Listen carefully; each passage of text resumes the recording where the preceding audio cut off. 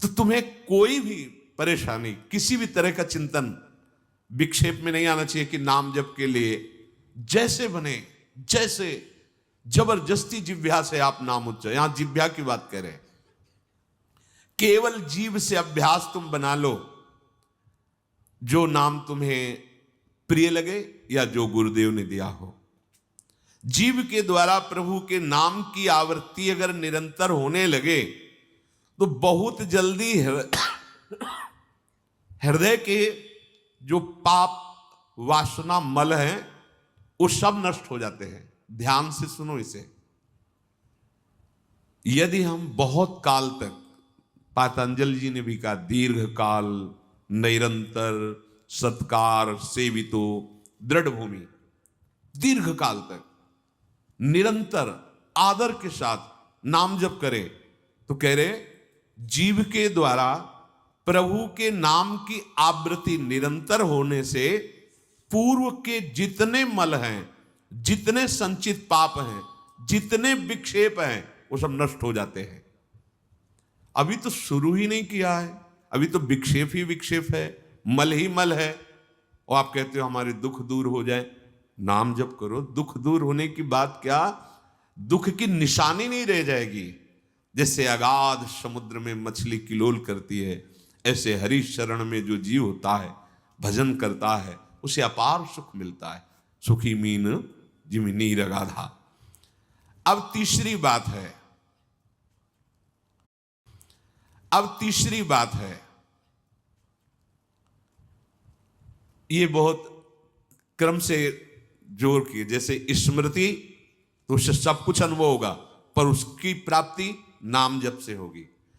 अब नाम जप में हमारी रुचि, नाम जप में हमारी भावना पुष्ट हो, उसके लिए कह रहे हैं तीसरी बात बहुत आवश्यक है, भगवान की कृपा पर पूर्ण विश्वास होना। ये तीसरी जो बात है, ये बहुत जोर की बात है, कृपा पर विश्वास हो जाना। भगवान हम पर कृपा किए हैं और उनकी कृपा से हमको निश्चित भगवत प्राप्ति होगी। कई बार विश्वास की, कृपा की चर्चा हुई है। ये तीसरी बात बहुत आवश्यक है उपासक के हृदय में। भगवान के कृपा बल से अब मुझे निश्चित भगवत प्राप्ति होगी, इसमें कोई संदेह नहीं है। देखो, पहली बात, स्मृति से सब कुछ प्राप्त हो जाएगा, पर बड़ा कठिन है, क्योंकि स्मृति तो हमारी जगत के भोगों की चल रही, संसार की, देह की।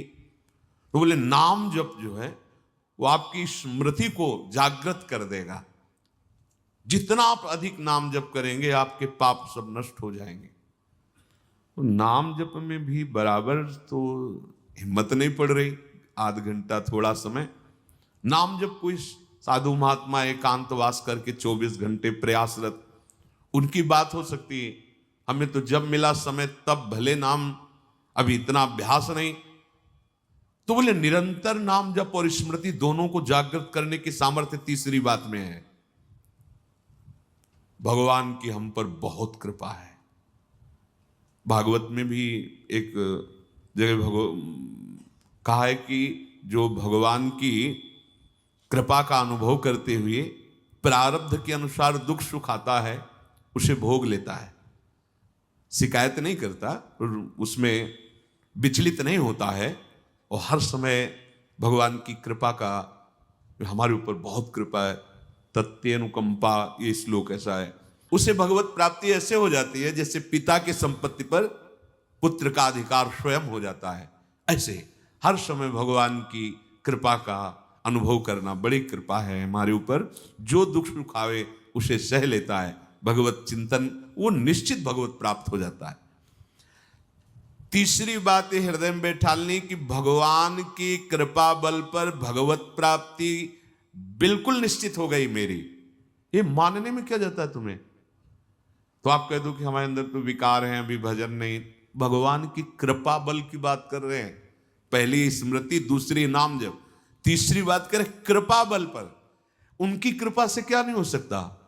कहो कृपा ते कहा ना हुई, अरे वो मूक से वेद पढ़वा दे, लूले लंगड़े से सुमेर पर्वत फंदवा दे, छोटे सांप के बच्चा से गरुड़ को खा जाए, भगवान भगवान।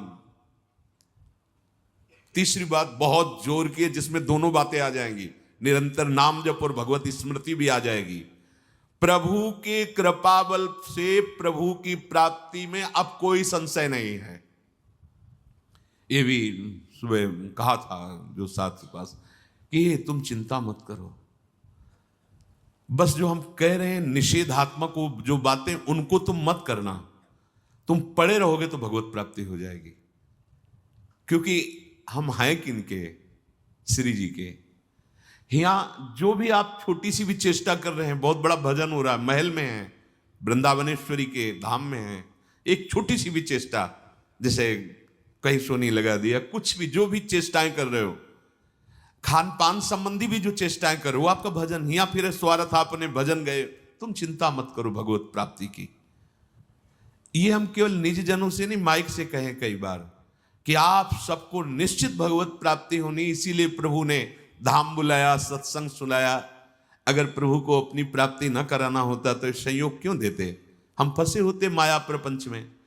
तो तीसरी बात कि अब हमें कोई संशय नहीं, मेरे को भगवत प्राप्ति निश्चित होगी, क्योंकि मुझे भरोसा है श्री जी का, मुझे भरोसा है वृंदावन का, मुझे भरोसा है आचार्य और गुरु का।